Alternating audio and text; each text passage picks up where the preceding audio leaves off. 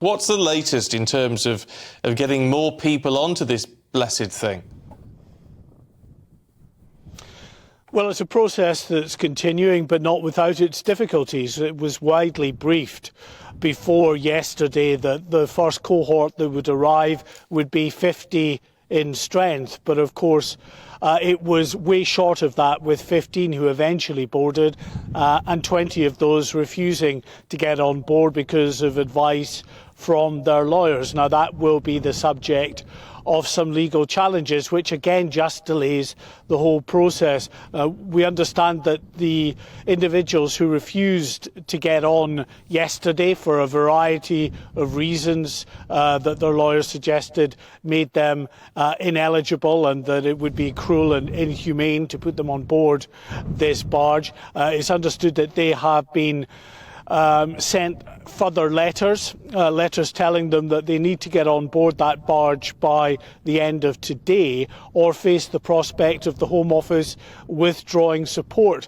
Now, I'm not entirely sure what that means, because by law, the Home Office cannot leave an individual, an asylum seeker, destitute and homeless. Whether they have some case in law because they've clearly offered them accommodation on the Bibby barge and that accommodation offer has not been accepted, I'm not sure. It would potentially have to be argued out in the court. But as I say, it just goes back in this perpetual sort of wheel that we seem to be just on all of the time. Every move that the government makes is subject to legal challenges by human rights groups, by lawyers, by representatives of these asylum seekers. And Mark, tell us more about, alongside this, the government wants to crack down on lawyers who are essentially crooked. This on the front page of the Daily Mail this morning, waging war on the crooked migration lawyers who are essentially helping people to claim asylum in this country. I think there's no doubt that in government circles and amongst those who support the government's plans to stop the boats, there is some real concern and a suspicion that there are groups who are helping these asylum seekers, channel migrants, to game the system effectively. And that's everything from the criminal gangs, the people smugglers who first offer their services to these people, to the charities in northern France, and then on this side of the channel to many of the legal representatives there as well. Now, they would argue, I am sure, that they are just doing the very best they can to help people in the most horrific of circumstances. But there is concern that some, at least, in helping those asylum seekers stand the best possible chance of being granted asylum in this country, may well be stepping over the line and crossing into illegality. And that's what this task force is about, made up of regulatory bodies, of law enforcement and of government departments, to look at just how deep-seated this problem amongst lawyers in particular might be. OK. Mark, for now, thanks very much indeed. Back to you a little bit later on.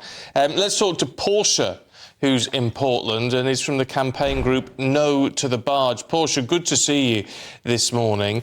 Look, a lot of people will have some sympathy with your position, but others will say, well, is it NIMBYism? I mean, these people have got to go somewhere. I can see that argument, absolutely. And it is not just us that are facing this problem.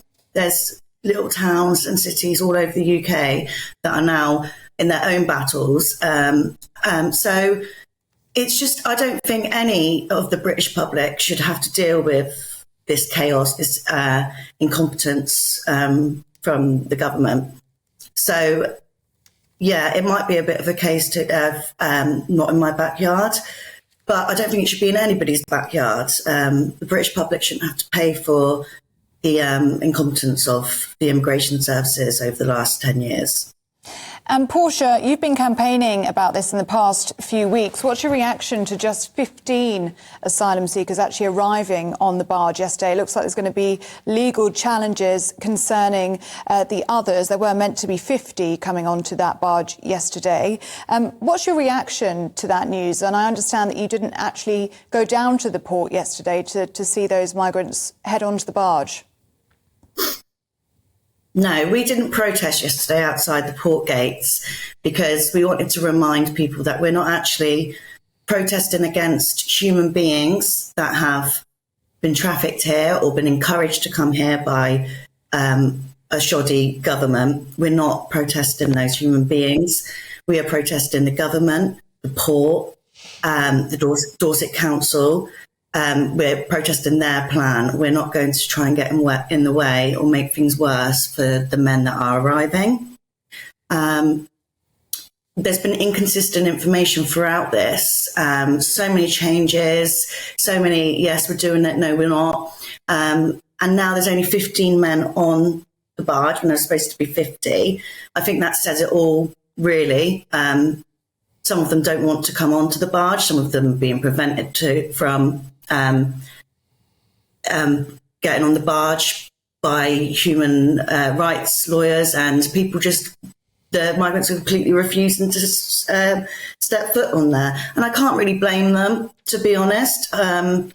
This is just the result of a really shoddy plan.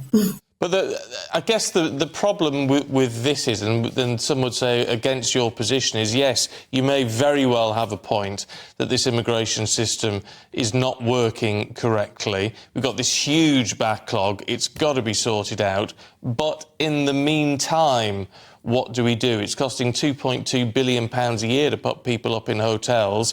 This at least is a cheaper option. Is it cheaper, though? Because we don't know that. It's not working. It's not considered safe by the fire union. They're not even getting on the barge now. So is it really working? Is it really a solution? And we keep getting asked that, but it's actually not the British public's, it's not their responsibility to make these solutions. We vote people in to do this. We pay people to do this. So the solutions shouldn't come on to our shoulders. We can say this is not working because we are from the local area. We know what we can handle and what we can't handle. But it's not our job to give a solution to this. We can say that's not going to work, but ultimately, it's up to the government and the Home Office to do something about that. That's their job. Well, the government says this is saving money. The hotel bill every single day is £6 million. They say that this sends a message. The accommodation on the Bibby Stockholm barge is simple. It's not luxurious, but it is fit for purpose. That's what they say, and it has met fire standards. So it is important to say that. But what are your concerns, Portia, now going forward? I mean, there are now people on the barge. It has passed those safety tests. Are you concerned that there will be the full 500, that it will reach capacity? And what do you think that will mean for your community? Well, of course, if you were to just input 500 men into a very small community, we're going to have issues. We're going to have problems.